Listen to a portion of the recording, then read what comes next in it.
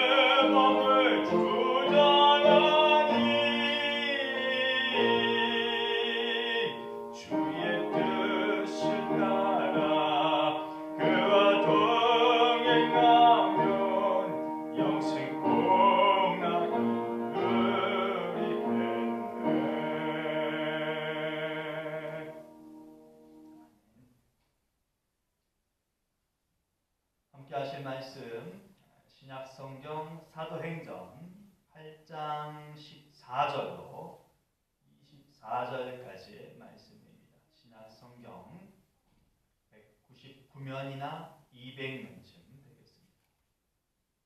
사도행전 8장 14절로 24절까지의 말씀입니다. 저와 여러분 함께 한 목소리로 함께 읽겠습니다.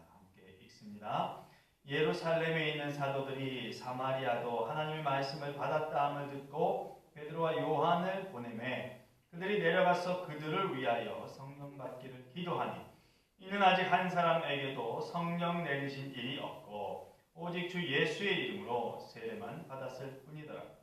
이에 두 사도가 그들에게 안수함에 성령을 받는지라.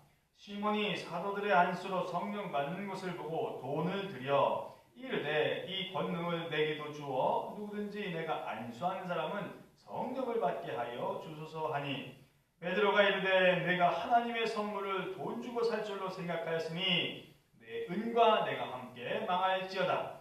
하나님 앞에서 내 마음이 바르지 못하니 이 도에는 내가 관계도 없고 분깃될 것도 없느니라. 그러므로 너의 이 악함을 회개하고 주께 기도하라. 혹 마음에 품은 것을 사하여 주시리라. 내가 보니 너는 악독이 가득하며 불의에 매인 바 되었도다. 시몬이 대답하여 이르되 나를 위하여 주께 기도하려 말한 것이 하나도 내게 임하지 않게 하소서 하니라. 아멘. 하나님의 말씀입니다. 기도합니다. 고마우신 아버지 하나님, 오늘 우리에게 허락하신 생명의 말씀을 읽었습니다. 하나님, 하나님을 사모하는 마음을 갖고 성경을 대하며 읽게 하시고, 이 성경 말씀이 하나님께서 오늘 시대를 살아가게끔 내게 주신 말씀으로 인정하고 받아들여 삶을 사는데 유용하게 쓰일 수 있도록 인도해 주시옵소서. 그 유용함이 나 자신을 위한 것이 아니라 하나님의 뜻에 합한 그런 복음을 사용하고 생활하는 것이 되게 하시옵소서. 성령님의 능력을 의지하며 말씀을 선언하고 함께 나눕니다. 주님, 주께서 이 시간에도 함께 주시어서 비차간에 하나님의 말씀을 깨달을 수 있는 지혜를 더하여 주시옵소서. 예수님의 이름으로 기도합니다. 아멘.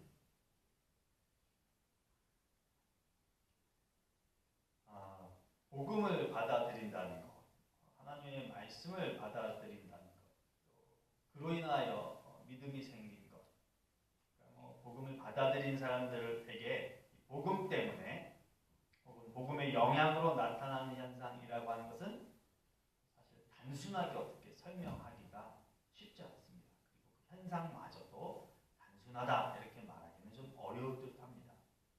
복음이라는 것이 기쁨의 소식이다, 구원의 복된 소식이다, 그것이기 때문에 그 복음을 받아들이고 복음을 믿으면 나에게 득이 되거나 혹은 또 나의 어떤 내적인 것이나 내 삶의 어떤 외적인 것에 항상 좋은 것만 나타날 것이다, 이런 기대는 사실 살아보셔서 아시겠지만 오해일 가능성이 큰 거죠. 내가 말씀을 잘못 이해했구나, 내가 말씀을 이렇게 생각해서는 안 될 것이었는데 또 실수를 했구나, 이런 오해일 때가 많습니다. 또 어떤 면에서 보면 우리가 예수를 믿고 복음을 접할 때 좋은 것이 지극히 주관적일 때가 많다는 거죠.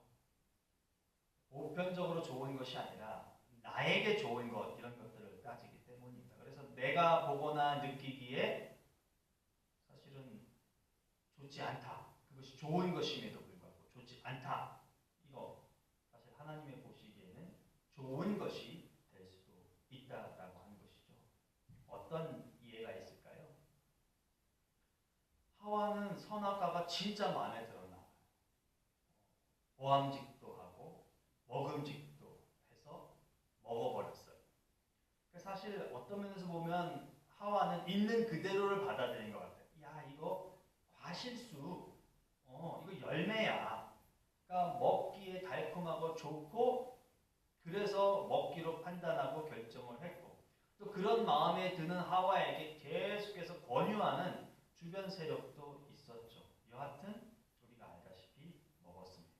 실제 놀라운 몸의 변화가 일어났죠. 생전 느끼지 못했던, 경험하지 못했던 그런 변화가 있었습니다. 자기가 기대했던 것이 나타났어요. 좋은 것이 나타난 것이겠죠. 그러나 하나님은 그것을 좋은 것으로 인정하지 않으셨습니다. 그래서 그 일로 인하여 그들을 향해서 죄가 있다, 이렇게 판명을 하셨다는 것이죠. 예수님은 죽는 것이 그닥 좋지는 않으셨던 것 같아요. 그것 때문에 이 땅에 오셨지만 살다 보니, 공생애를 지나다 보니, 이 땅의 삶을 영위하다 보니 어쩌면 생에 대한 집착이 더 커지셨는지도 모르겠어요. 죽음의 장을 옮겨달라고 기도까지 하셨어요. 그렇지만 싫지만 어쩔 수 없지만 그 죽음의 길을 택하셨죠. 본인에게는 좋지 않은 것이었음에도 불구하고 받아들이셨어요. 그런데 그 좋지 않게 여기는 것을 하나님께서는 한없는 기쁨과 영광으로 인정해 주셨다라고 하는 것이죠. 성경은요, 여러분, 복음으로 인해 한 개인이 변화된다. 이거 분명하게 드러냅니다.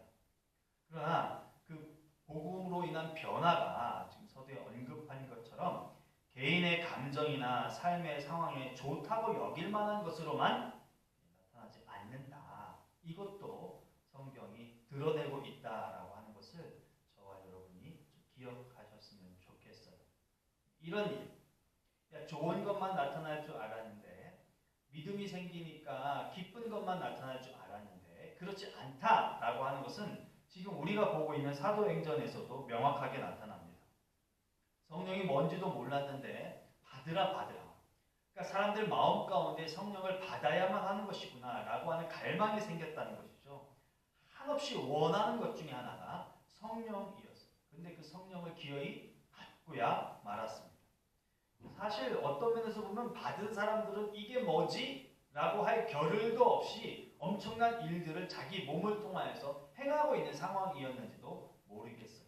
갑작스럽게 일어난 일이었을 뿐만 아니라 내가 바라고 원하는 것, 그러니까 내 의지나 내 뜻이나 내 생각에 의해서 내 몸이 움직이고 내 입술이 움직인 것이 아니라 어떤 존재에 의해서 내 입술이 마음껏 움직여지고 내 몸이 그 존재에 의해서 이끌려졌기 때문에 이게 뭐지?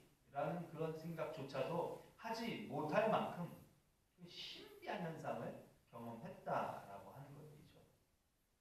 이런 일에 익숙하지 않았다라고 하는 것이 겪은 이들뿐만 아니라 그 시대의 사람들에게도 여전히 이런 일은 처음이야 라고 하는 것을 알 수 있도록 성경은 사도행전 2장 6절에 소동하여라고 이 현상에 대해서 표현을 합니다.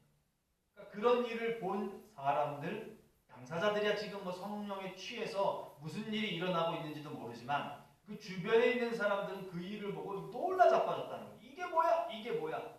생전 처음 보는 일이야. 소동이 일어났다라고 하는 것이. 그리고 여러분, 그런 소동이 일어난 일을 필두로 해서 잊지 않기를 원하지만 초대교회에 억압이 이루어집니다. 초대교회를 핍박하는 세력들이 점점점 커지게 된다라고 하는 것이죠. 결론적으로 복음을 믿고 성령의 충만함을 경험하고 하나님의 신실한 사람이 되면 개인적으로 어떤 영적, 육적 변화가 확실하게 나타나는 것은 이 사도행전 2장의 사건을 통해서 분명하게 알 수 있는 것이고요. 당연한 것이고요. 그에 따라서 내가 원하였든 아니면 내가 원하지 않았든 아니면 내가 예상했든 예상치 못했든 이 주변의 상황도 어떤 달라지는 일들이 일어난다라고 하는 것을 우리가 알아야겠어요. 해서 믿음의 사람이 된 연후에 어찌 이런 일이 일어날 수 있는 것인가? 왜 이런 일이 일어나야만 한가에 대한 의구심을 품고 고민에 빠지기보다는 성경 말씀에 드러난 사건을 통해서 성령의 역사로 인하여 내가 변하니 삶의 환경도 뜻하지 않은 일들이 지속적으로 나타나는구나 라고 하는 것으로 우리가 알아차려야 되겠다라고 하는 것입니다. 특별히 사도행전에서는 그런 외적 환경의 변화를요 좋은 것으로 포장하지 않았어요. 갈등, 성령의 충만함이 일어났는데 갈등이 야기가 돼요. 고난이나 핍박이나 박해라고 하는 것으로 성령의 역사 후에 초대교회와 성령의 체험을 한 사람들이 겪는 일을 상세히 표현을 합니다. 보실까요? 믿음 공동체로서 이 세상에서 보지도 못했던 그런 공동체 생활을 했던 사람들에게 사랑이란 이유 때문에 편이 갈라지죠. 먹고 사는 문제 때문에 편이 갈라져요. 내 사랑을 더 끌어안기 위해서 그날에 있는 구제를 자기 사람들에게만 더해지는 그런 일이 일어난 거죠. 여러분, 미워서 그렇게 일이 일어난 게 아니에요. 헬라파 사람들을 미워했기 때문에 그런 게 아니에요. 그냥 내 식구 내가 좀 더 챙기고 싶은 마음에 소홀히 대해서 일어난 것이 편가르기가 일어났어요. 그러나 그냥 이건 우리끼리의 일이야 라고 치부하고 넘어갈 수 없는 것까지 다다르게 된 거죠. 왜냐하면 교회라고 하는 울타리 안에 헬라파가 있었고 히브리파가 있었기 때문에 히브리파만을 사랑한 것이 그의 파장이 교회 전체로 다다르게 됐다라고 하는 것이 초대교회를 향하여 성령 공동체라고 말하죠. 믿음 공동체라고 말을 해요. 그런데 돈으로 사도를 속여버려요. 여러분 이 사건이 일어나기 전에 어느 누구도 그런 생각을 하지 않았어요. 왜냐하면 이들은 갖고 있던 재산을 다 팔아서 사도의 발 앞에 내어놓았어요. 이건 뭐냐면 사도의 권위를 인정하고 당신께서 이 모든 것을 쓰셔서 필요한 이들에게 공급해 주세요라고 한 거예요. 팔아서 내가 할 수도 있는 것이에요. 그러나 초대교회 성도들은 그러지 않았어요. 팔아서 사도의 발 앞에 갖다 두고 사도가 사도로서 행할 수 있는 일을 하게 했다는 거예요. 그러니 아나니아 삽비라 이전은 어느 누구도 그런 생각을 하지 않은 거예요. 그런데 이 일이 일어났습니다. 개인이 돈을 더 중요하게 생각하니까 개인이 어쩌면 사도의 권위를 무시하였기 때문에 어쩌면 개인이 아니면 그 부부가 돈에 대한 더 큰 의미, 돈을 더 사랑하는 마음이 더 커서 이런 일이 나타났다고 볼 수 있습니다. 자, 그런데 이보다도 더한 일이 일어나는 거죠. 이제 근본적인 것 같고 외양, 억압이 나타납니다. 순수 복음 때문에. 아니 이런 공동체가 그냥 지네끼리 공동생활하면서 그냥 일상을 살아가는 줄 알았더니 이게 뭐야? 그리스도 예수를 전해? 복음을 전해? 사람들에게 회개를 촉구하고 구원을 받으라 말해? 순수 복음 때문에 화가 치미는 세력들이 일어나서 교회를 핍박하게 됩니다. 그래야 어떻게 됩니까? 결국엔 순교자마저도 나타나게 되는 거죠. 그러나 고난이나 핍박이 여러분 교회에 해를 끼치기는 해요. 여러분 이 말씀을 우리가 좀 심중에 좀 잘 담았으면 좋겠어요. 고난이나 핍박이 교회를 와해시키기도 해요. 교회를 흔들기도 해요. 교회를 어지럽게 하기도 해요. 그러나 고난이나 핍박이 복음을 약화시키지는 못한다. 이게 저자 누가가 이 고난 중에도 복음을 지속적으로 기록하고 있는 참된 의미입니다. 여러분 이거 헷갈리지 마세요. 고난이 교회를 어찌어찌 할 수는 있어요. 그러나 고난이 복음 자체를, 그 순수 복음 자체를 사그라지게 한다거나 무너뜨리게 한다거나 의미 없는 것으로 만들지는 전혀 못한다는 것. 이걸 사도행전이 지금 여실히 기록을 해요. 특별히 사도행전 8장 1절을 보니까요. 핍박이 왔어요. 교회 안에. 초대교회 예루살렘 교회 안에 핍박이 오니까 성경은 사도 외에 사람들이 흩어졌다 라고 해요. 아우 못 견디겠어. 예루살렘 교회에 있는 거 정말 생명의 위협도 느끼고 이 교회 안에 있는 게 참으로 참담해. 뭐 이런 마음까지 들었는지도 모르겠어요. 그래서 흩어졌어요. 그럼 제가 조금 전에 말씀드린 교회가 이거 어떻게 된 거예요? 외형적으로 보면 수천에 가까운 사람들이 모여들었던 교회인데 흩어졌다고 말을 하니까 새가 쪼그라든 거 아닐까요? 그렇죠? 교회 규모가 작아진 거예요. 그래서 어찌 보면 세상 사람들이 봤을 때 야 교회가 없어졌네? 교회가 무너졌네? 교회가 사라졌네? 이렇게나 말할 수 있는 형국이 된 거예요. 그러나 여러분 8장 4절쯤에 가면 그들이 흩어져서 숨어서 생명을 유지했다라고 표현하지 않고요. 흩어져서 복음을 전하여 흩어져서 두루 다니며 복음을 증거했다. 이렇게 기록합니다. 여러분 다시 한번 새기실 수 있길 바랍니다. 복음은 억압 속에서도 고난 속에서도 핍박 속에서도 새가 쪼그라들지 않는다는 거예요. 복음의 능력이 사라지지 않는다는 거예요. 교회는 그럴 수도 있지만 복음은 우리가 믿는 복음은 교회를 믿는 건 아니잖아요.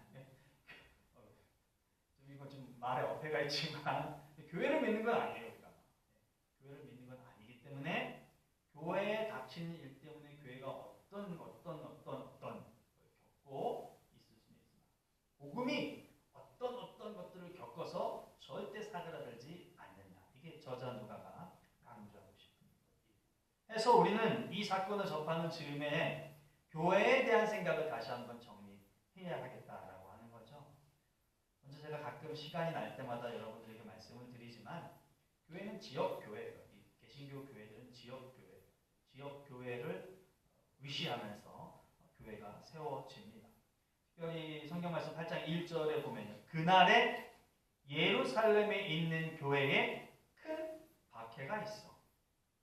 교회가 있는데 그냥 교회가 덩그러니 있는 게 아니라 어디에 있다고요? 예루살렘에 있는 그 교회, 예루살렘에 있는 교회에 박해가 있었어요.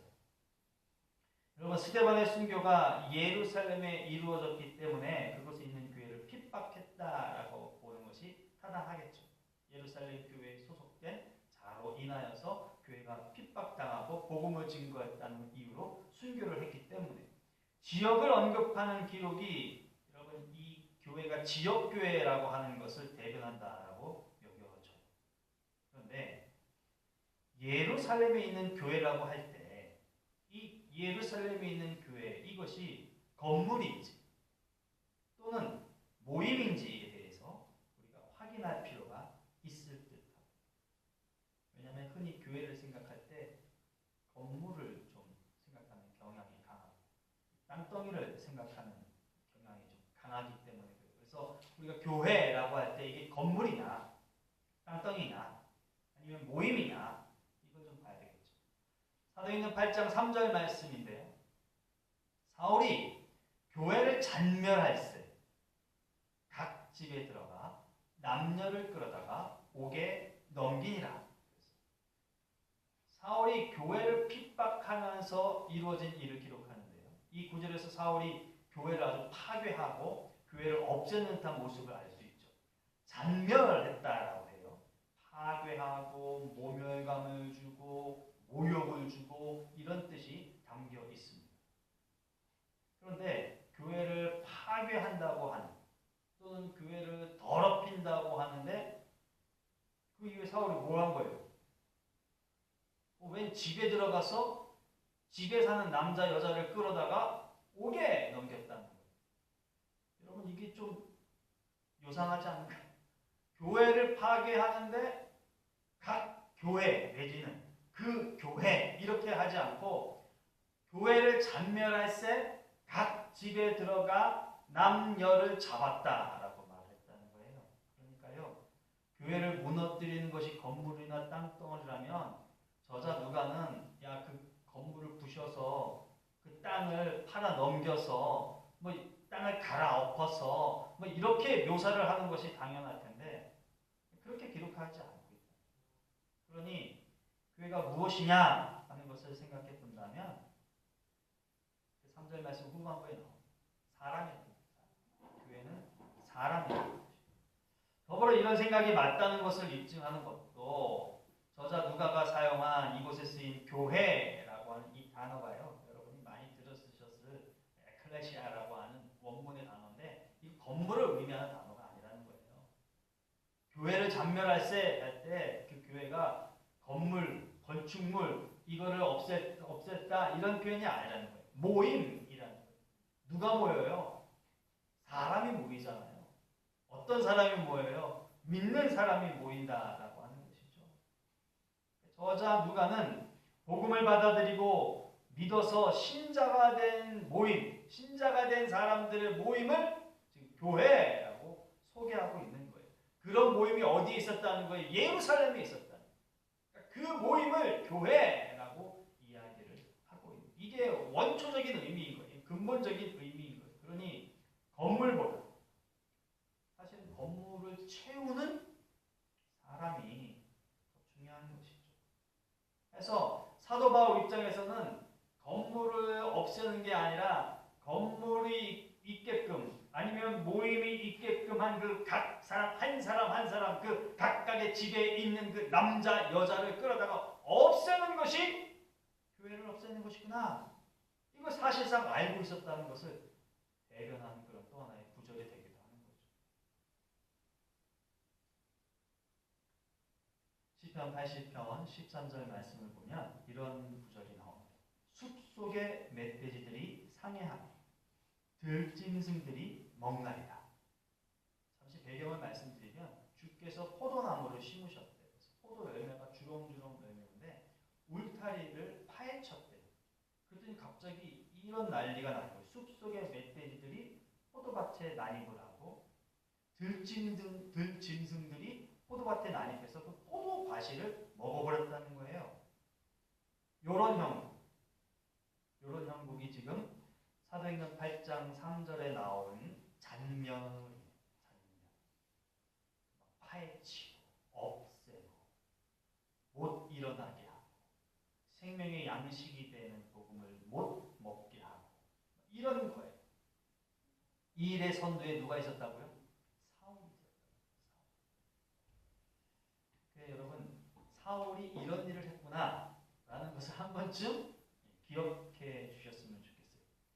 왜냐하면 딴 뜻이 아니라 이렇게 과격하고 이렇게 치밀하고 이렇게 주도 면밀하게 신자들을 잡아 족쳤던 이 사울이 나중에는 자기 몸을 돌아보지도 않고 180도 바뀌어서 복음에 매진하고 복음으로 인하여서 생을 살려고만 했던 그 위대한 바울이 됐다는 것 때문에 사울이 이런 일도 했었구나.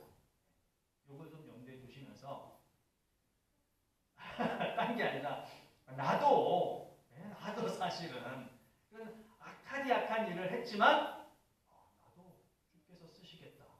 주님이 바꾸신다면 변화될 수 있다. 이런 의미에서 이 사도 사울이 바울 되기 이전에 이 일을 좀 기억을 좀 해주셨으면 좋겠어요. 또 신자들이 복음을 증거할 수 있었다라고 하는 것도 기억을 해주시면 좋겠어요. 왜 그러냐면 이제까지 이 사도행전 8장에 이르기 전까지의 어떤 복음이 증거되는 형국은요 한 사람 베드로 혹은 요한 아니면 스데반 이런 사람들에 의해서 복음이 증거됐음을 좀 더 상세히 기록했다는 거죠. 그러니까 한편으로 생각할 때 야 이거 복음은 좀 뛰어나고 위대하고 뭐 능력이 채워지고 이런 사람들이 할 수 있는 거구나 라고 생각을 할 수밖에 없었을 텐데 보면 핍박 후에 성도들이 흩어지면서 그들이 두루 다니며 복음을 증거했다 라고 표현을 하니 복음이 사도들만 능력 있는 사람만 권세 있는 사람만 배움이 뛰어난 사람만 할 수 있는 것이 아니구나 라는 것을 알게 하기 때문에 복음이 많은 신자들에 의해서 전해졌다라고 하는 것도 여러분 기억해 주셨으면 좋겠어요. 사도행전 8장 2절 말씀입니다. 경건한 사람들이 스데반을 장사하고 위하여 크게 울더라. 요즘 장례도 뭐 그렇지만 예전에는 저희 한국에서도 시골에서 특별히 초상이 나면 곡을 했어요. 아침마다 울었어요. 그게 예의였어요. 그러니까 소리를 내어서 아이고 하면서 우셨어요. 앞에서 유족들도 울고 특별히 유족들이 그걸 해야 장례가 의미 있다 이렇게 좀 판단을 했어요. 요 시대에도 그런 문화 그런 양식이 있었다고 해요. 근데 여러분 장례를 치른다는 건 슬프기 때문에 또 내가 사랑하고 내가 존경했던 사람이 죽었다는 것은 정말 가슴 아픈 일이기 때문에 눈물이 날 수밖에 없어요. 스데반이 죽었어요. 근데 한번 생각을 해보세요. 스데반 왜 죽었어요? 복음을 증거하다가 죽었어요. 근데 그냥 죽은 게 아니라 공회에 세워져서 재판을 받고 거기서 변명 대신 설교, 복음을 증거하다가 뭐에 맞아 죽었어요? 돌에 맞아 죽었어요. 이건 뭐예요? 신성모독이라는 위대한 일, 자연사, 객사, 위대한 일을 하다 죽은 게 아니에요. 물론 이 시대 초대교회 성도들이나 오늘 우리들에게 있어서는 위대한 일이죠. 주의 복음을 증거하다가 순교했기 때문에 위대한 일임에 맞아요. 그러나 당시의 기득권층이나 유대주의자들에게는 이게 위대한 일이 아닌 거예요. 신성모독죄에 의해서 돌로 맞아 죽은 거예요. 그런데 지금 경건한 사람들이 스데반을 장사하고 위하여 어떻게 울었대요? 누가 들을까봐 흑흑흑흑이 아니라 아이고 아이고 하고 크게 울었대요. 들으라고 들으라고. 여러분 이게 그냥 할 수 있는 일이 아니잖아요. 왜요? 스데반이 신성모독죄로 돌에 맞아 죽었어요. 그러면 그 스데반을 위한 장례에 참여한 사람들은 어떤 의미를 지니게 될까요? 유대주의자나 기득권층이 어라 스데반과 같은 라인에 선 인간들이 또 있네? 이렇게 보여지는 거예요. 게다가 대성통곡을 하고 스데반의 죽음을 위로하고 스데반의 죽음을 슬퍼한다. 나 또한 스데반이 갖고 있었던 입장과 똑같아. 예수는 그리스도야. 그리스도의 복음을 얻어야 돼. 회개를 해야 돼. 라고 하는 입장이 이 울음 때문에 자연스럽게 드러나는 거예요. 여러분 이게 얼마나 위험한 일입니까? 자기 생명을 내던지는 행위가 되는 거예요. 단순히 장례식장에 가서 슬픔을 표현한 게 아닌 거예요. 이거는 나도 그리스도인입니다. 기득권 대제사장 사두개인 바리새인들 유대주의자들이 보시오 나도 그리스도인이에요. 나도 그리스도인입니다. 나도요. 경건한 사람들이 울기 시작함으로 인하여서 자기 자신이 그리스도인임을 노출시킨 굉장히 어떻게 표현하면 위험하고 또 의지가 결연한 그런 모습이 됩니다. 그런 행동이 됩니다. 그런 이들이 그냥 이렇게 행동만 한 것이 아니라 입술로 복음을 선포하는 교회가 됩니다. 예루살렘 교회에서 묶여져 있던 교회가 흩어져서 생동력 있는 생명력 있는 교회가 된 것이에요. 이것이 사도행전 8장 4절로 이어지는 것이죠. 그 흩어진 사람들이 두루 다니며 복음의 말씀을 전했어요. 이런 현상을 보면서 오늘을 사는 그리스도인인 우리들이 얻어야 한 가지는 드러내는 것. 신자 맞아요. 드러내는 것. 그래요. 나 예수 믿는 사람이에요. 그래요. 나 교회 다니면서 하나님 믿어요. 자신이 그리스도인임을 나타내야 된다는 것. 그것이 우리에게 필요하지 않을까 싶어요. 내가 그리스도인임을 나타낸다고 하는 그 분명한 행동이 있다는 것은 내 행동에 대해서 내가 책임을 질 거예요. 이거 나타내는 것이라고 보여집니다. 또한 생활에 그리스도인으로서 지녀야 할 태도가 확실하게 배이게 할 것이에요. 이런 결단이 있기 때문에 우리 역시 드러내야 한다는 것이죠. 물론 일상에서 웬만하면 예수를 믿는 자됨을 표현할 수 있는 것이 여러분 그나마 요즘 같은 세대 그나마 나의 신앙을 내가 좀 유지할 수 있는 또 하나의 방편이 되고 그나마 영성을 좀 향상시키는데 좀 자극이 되고 보탬이 된다라는 생각 때문에 드러내야 된다는 것이죠. 이 일이 간단한 일이 아닌 거죠, 사실은. 뭐 직장에서 어떤 종교적인 어떤 신념을 나타내는 것을 좀 반감을 사고 뭐 평가에 좋지 않은 영향을 끼친다. 그러면 이게 못할 수 있는 일이잖아요. 내 사적인 모임에 예수 믿는 것에 대해서 반감을 사서 예수 믿는 거를 좀 나타내면 그 관계의 어떤 유대 관계가 허물어질 것 같다. 이거 좀 쉽지 않잖아요, 사실.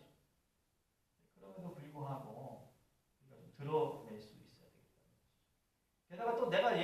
이렇게 드러낸다고 해서 모두가 다 박수치고 격려하지는 않기도 하기 때문에 이게 쉬운 것도 아니에요.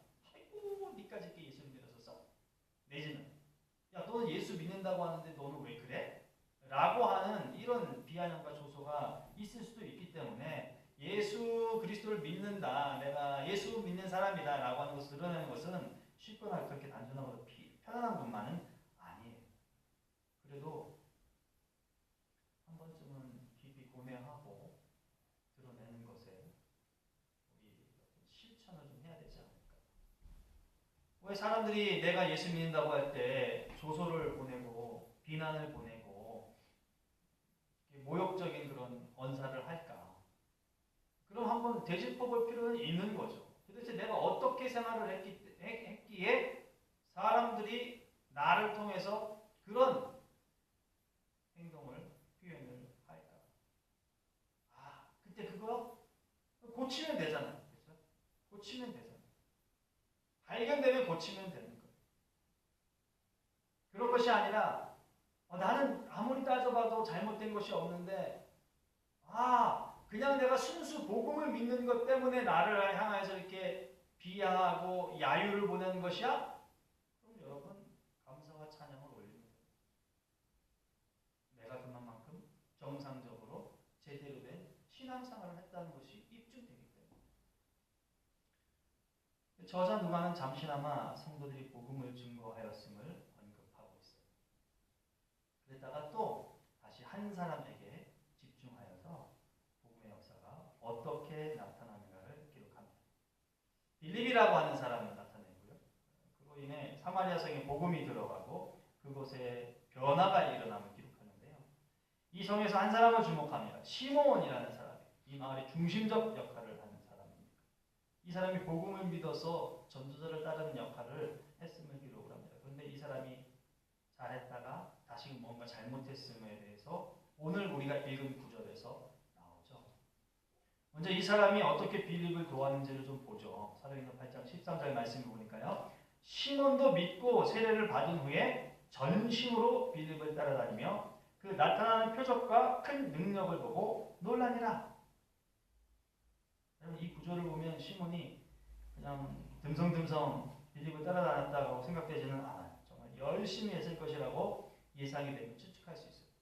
전심이라고 하는 단어 때문에. 근데 이 시몬이 빌립을 통해서 보지 못했던 것을 보자 이상 행동을 보입니다. 빌립을 전심을 다해서 쫓아다녔는데 이 사마리아 성에 베드로가 온 거예요. 8장 18절로 19절 말씀이에요. 시몬이 사도들의 안수로 성령 받는 것을 보고 돈을 들여 이르되 이 권능을 내게도 주어 누구든지 내가 안수하는 사람은 성령을 받게 해주세요. 생전 빌립과 다니면서는 이런 태도를 보이지 않더니 갑자기 성령이 임하는 어떤 현상을 보더니 대뜸 한다는 말이 나 돈 줄 테니까 나한테 그런 권능을 허락해 주세요. 대반문합니다. 입에 담을 수 없는 저주의 말을 듣죠. 우리가 일단 시몬에게 있어서 무엇이 문제였는가? 시몬이 왜 이랬을까? 좀 생각을 해보고 싶어요. 빌립의 전도로 인해서 복음을 접한 시몬입니다. 그런데 13절에 나온 것이 저는 좀 의문이라고 생각이 들어요. 이 부분 13절 시몬도 믿고 세례를 받은 후에 전심으로 빌립을 따라다니며 그 나타나는 표적과 큰 능력을 보고 놀라니라. 이 부분을 좀 깊이 생각해 보아야 할 텐데요. 전심으로 했다고 하죠. 빌립을 따라다녔는데 전심을 다해서 따라다녔대요. 예상이 되시죠? 이 전심이 누구의 전심이에요? 시몬의 전심인 거잖아요. 그렇죠? 시몬의 마음인 거예요. 그러니까 시몬은 자신의 마음에 따라서 자신이 할 수 있는 최상의 것 아니면 최선의 것을 빌립을 따라다니면서 다 했다고 볼 수 있는 것이에요. 이거 오늘 빗대어보면 우리들에게 있어요. 우리들에게도 있어요. 마음이 저에게도 있고 여러분들에게 있고 누구에게나 다 마음이 있어요. 그걸 또 한층 더 다르게 표현해보면 감정인 거예요. 감정. 우리의 감정이 있어요. 시몬이 빌립으로 인해서 복음을 받고 감정이 아주 흥분의 도가니가 된 거죠. 환상 속에 천상을 나는 듯한 그런 기분 좋은 감정이 된 거예요. 빌립을 열심히 쫓아다닌 거예요. 전심 마음을 다했어요. 마음을 전했어요. 빌립의 마음이 내 마음입니다. 빌립이시여 나의 마음이 당신의 마음입니다. 이신전심 다 한 거예요. 이거 어떨 때 이렇게 할 수 있을까요? 여러분 나의 감정, 나의 마음을 누군가에게 다 쏟아붓는다. 이거 어떨 때 이렇게 할 수 있는 거예요? 좋아할 때, 사랑할 때, 마음에 들 때, 빠져들 때, 끌릴 때 이러면 내 마음 뭐에 다 집어넣을 수 있는 거예요. 다 집어넣을 수 있는 거예요. 그렇다면요. 권태가 생겼어요. 끌렸다가 더 이상 끌리지 않아요. 좋았다가 싫어지고 미워져요. 그러면 하나둘씩 차단하는 거죠. 감정, 마음은 이런 것 달라져요. 그러니까 전심을 다하는 것은 전심을 다 안 할 수도 있게끔 달라지게 되는 것이. 마음은 그만큼 위험한 것입니다, 여러분. 따라서 내가 예수 안에 있다고 해서 내 마음과 믿음을 혼동하지 않아야 된다. 많은 경우 우리 신자들은, 우리 성도들은 이 마음과 믿음을 헷갈려하고 혼동하는 것 같아요. 그래서 오르락내리락하는, 오르락내리락. 그리고 기준이라는 게 뭐가 되는 거예요? 내 마음이 되는 거예요. 내 믿음이라고 여기지만 내 마음이 되는 거예요. 내 감정이 되는 거예요. 하늘을 날았다가 다 퍼줄 것처럼 했다가도 갑자기 뚝 떨어져가지고 내가 언제 그랬니? 난 그런 적이 없어. 네가 잘못 들은 거지. 제 해석도 또 어떻게 해요? 자기 중심에서 제 해석도 해요. 나락에 떨어져도 자기 중심 쪽에서 해석을 하고요. 천상에 올라가도 그 아주 좋은 감정 상태에서 자기 중심에서 쏟아붓는다는 말인 거예요. 이게 전심. 신앙을 유지하는데 어려움이 있다. 신앙을 유지하는데 힘이 든다. 신앙생활 하는데 괴롭다. 여러분 마음만 쓰기 때문에 마음만. 달리 표현하면 감정을 사용해서 신앙생활하기 때문에 힘들고 괴롭고 어려운 것. 이 동일 인물 시몬이 놀란 사건을 사도행전 8장은 다시 기록을 하는데요. 오늘 읽은 부분이에요. 8장 14절로 16절까지를 좀 보시죠. 그가 놀란 이후에 이런 표현이 일어나는 거예요. 그 전에 예루살렘에 있는 사도들이 사마리아도 하나님의 말씀을 받았다함을 듣고 베드로와 요한을 보내매 그들이 내려가서 그들을 위하여 성령 받기를 기도하니 이는 아직 한 사람에게도 성령 내리신 일이 없고 오직 주 예수의 이름으로 세례만 받았을 뿐이라. 이 시몬이 놀라기 전에 일어난 일이고 사도들이 와서 보니까 성령의 역사는 경험이 받은 이들가 하나도 없고 빌립을 통하여서 예수가 그리스도 됐다라고 하는 구원의 복된 복음의 소식만 듣고 회개하고 세례만 받는 거예요. 형식만 갖춰진 거예요. 여러분 성령이 없이는 참 신자가 될 수 없다. 좀 믿으실 수 있기를 바랍니다. 마음에 좀 부대낌이 있으셔도 여러분 이게 사실이에요.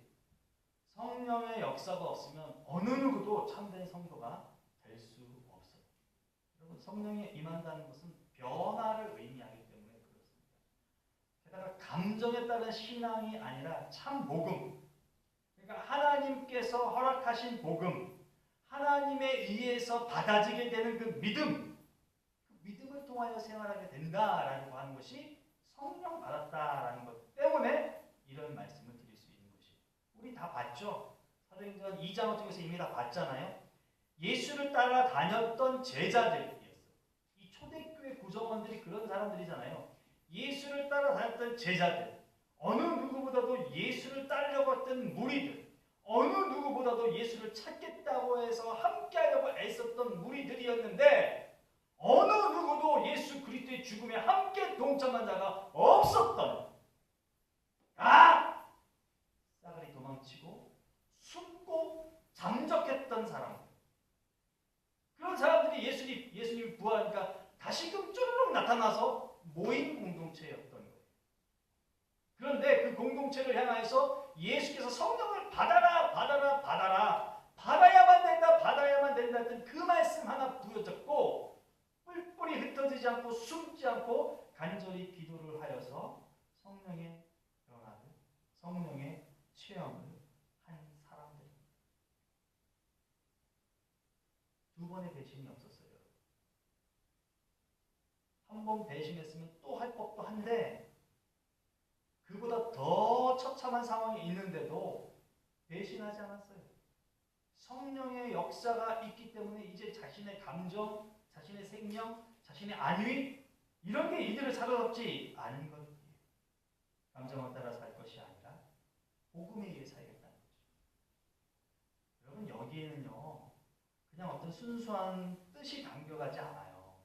의지가 따라간다는 거예요. 의지가. 우리의 감정으로 살아가는 것이 아니라 우리의 의지로 복음을 이루겠다라고 하는 삶을 살아야 된다라고 하는 거죠. 그 의지가 결여된 믿음이라면요. 그것은 믿음이 아니라 좋은 감정에서부터 나오는 정에 가깝다고 저는 생각이 해요.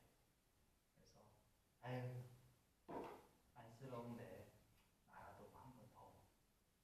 아유 힘들 텐데 나라도 함께 하는 게 믿는 사람의 도리지. 예. 여러분 이런 정이 여러분들 믿음이 아닌 거예요. 감정이 우리 믿음이 아닌 거예요. 의지가 돼야 돼요. 의지가. 정은 깊어지기도 하고 정은 사그라지기도 해요. 심지어 정은 없어지기도 해요. 딱 없어졌던 정이 다시금 소르륵 하고 되살아나기도 해요. 게다가 무엇보다 중요한 건 정은요. 누가 뭘 해서 나타나는 게 아닌 거예요, 여러분. 정은 내 안에서 내 중심적으로 일어나요. 암만 나한테 잘하는 사람도 내가 정 주기 싫으면 안 줘요. 받을 건 다 받아먹고 안 줘요. 아무것도 안 주는 인간도 내가 정 주고 싶으면 매달려서라도 정을 주는 거예요. 그게 자기 중심적인 거예요. 그러나 성령은 그렇지 않은 겁니다, 여러분. 성령은 온전히 하나님 중심. 그래서 하나님의 뜻에 의해서 움직이게끔 자꾸 격려하고 독려하고 채찍질을 한다라고 합니다. 시몬이 자기 중심적인 사람이었다고 생각할 수밖에 없어요. 그래서 그가 복음을 듣고 빌립을 쫓아다니며 놀라운 기적의 중심에 빌립과 더불어 함께 있었다 할지언정 그는 여전히 자기 중심적인 것에서 벗어나지 못한 한계성을 지닌 사람이었다라고 저는 지적하고 싶어요. 사도행전 8장 22절로 24절 말씀입니다. 그러므로 너의 이 악함을 회개하고 주께 기도하라. 혹 마음에 품은 것을 사하여 주시리라. 내가 보니 너는 악독이 가득하며 불의에 매인 바 되었도다. 시몬이 대답하여 이르되 주께 기도하여 말한 것이 하나도 내게 임하지 않게 하소서. 이 시몬이 대답해요. 저주에 가까운 말을 들었는데 여러분 이때 당시 우리가 사도행전을 되짚어보면 마치 그 세례 요한이 한 것처럼 독사의 자식들아라고 하는 마음에 찔림이 있었을 때 정상적인 사람들은 어찌하면 되겠습니까? 회개해. 그랬을 때 어떻게 반응했어요? 회개해 주세요라고 안 했어요. 회개를 했어요. 당사자들이 회개를 했단 말입니다. 근데 지금 시몬은 뭐예요? 너가 잘못했어 라고 온갖 말을 듣고 어떻게 해야 하는지에 대해서까지 베드로가 알려줬는데 그 기도를 베드로 당신이 나를 위해서 해주세요. 베드로 그렇게 했어요? 나를 위해서 그렇게 해주세요. 여러분 이게 이해가 되십니까? 느낌이 오세요? 회개는 대신해 주는 게 아니에요. 회개는 누군가가 나를 대신해서 해줄 수 있는 게 아닙니다. 여러분 이 부분에서 이런 태도를 보인 시몬의 태도로 보아서 그는 정확한 회개를 하기보다 그냥 당장의 어떤 베드로로부터 받은 저주로부터 벗어나고 싶은 그 스스로가 마술사였기 때문에 그런 것을 더 원하는 듯해요. 그래서 이런 부분이 여전히 시몬이 형식을 갖추었어요. 세례교인이에요. 게다가 전도자와 함께하니 어느 누가 봐도 전도자이겠죠. 사마리아 성을 새롭게 일구는 설립자이기도 할 것이고 그러나 내면으로 봤을 때 신자가 아니다. 신자가 아닐 확률이 너무 높다.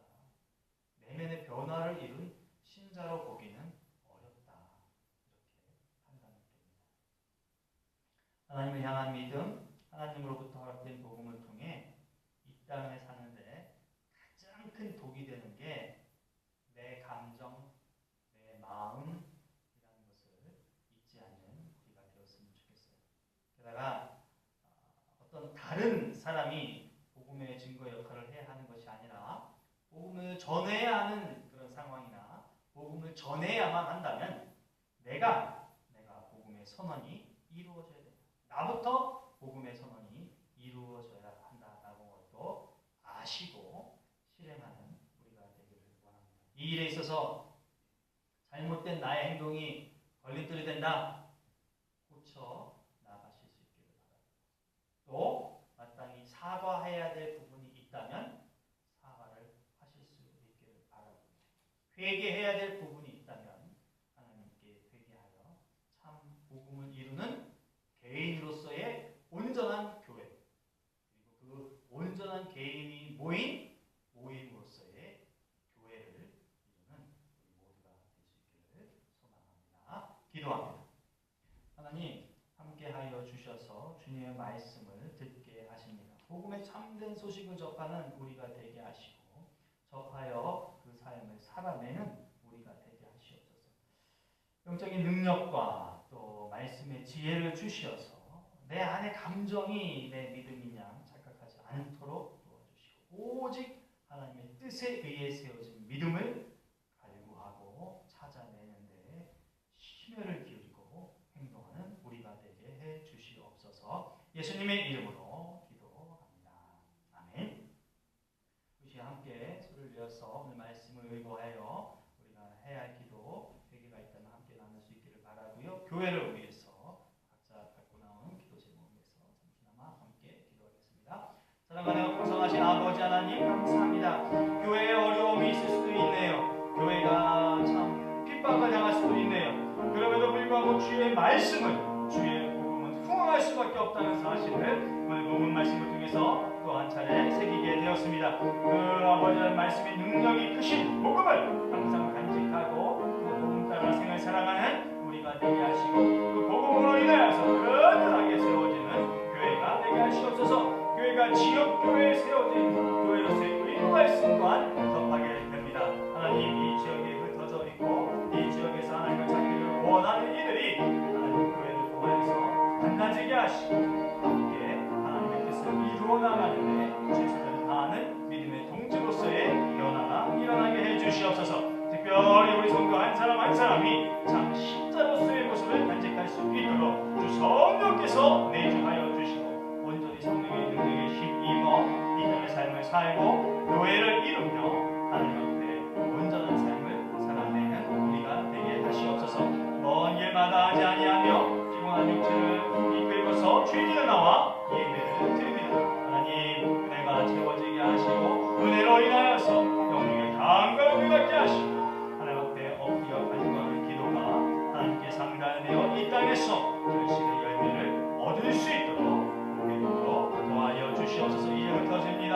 안전하게 귀가게 하시고 이번에도 단점을 이루게 하여 주셔서 내일 또 새날 하나님과 동행하는 즐거운 날 복된 날 좋은 날 하나님께서 베풀어 주신 또 다른 하루를 마음껏 누리는 우리 모두가 되게 하시옵소서. 흩어져 있는 권속들 지켜 보호하시고 어느 곳에 있든지 간에 그리스도인됨을 잊지 않는 진실함과 진지함과 하나님의 경외함을 항상 경비하도록 도와주시옵소서. 주님 함께해 주시옵소서. 예수님의 이름으로 기도합니다. 하나님 감사합니다. 공동체로 함께하는 우리에게 복음으로 하나 되는 놀라운 역사 이루게 하시고 그 복음으로 인하여서 함께하는 공동체 속에서 하나님의 뜻을 이루어 나가도록 도와주시옵소서. 안전케 귀가하게 하시고 이 밤에도 편안한 쉼을 얻게 하시고 육체의 모든 피로가 또 영의 모든 갈급함들이 다 새롭게 채워지고 나쁜 것들은 다 사라지고 소진되게 하시옵소서. 아버님께서 함께해 주셔서 늘 언제나 평강의 평강으로 생을 살게 하시옵소서. 필요한 것도 공급하시고 넉넉하게 채워주시옵소서. 비굴하거나 공급하지 않는 삶이 되게 하시옵소서. 예수님의 이름으로 기도합니다. 아멘. 주기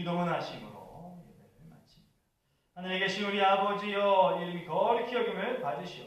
나라가 임하시오며 뜻이 하늘에서 이루어진 것 같이 땅에서도 이루어지이다.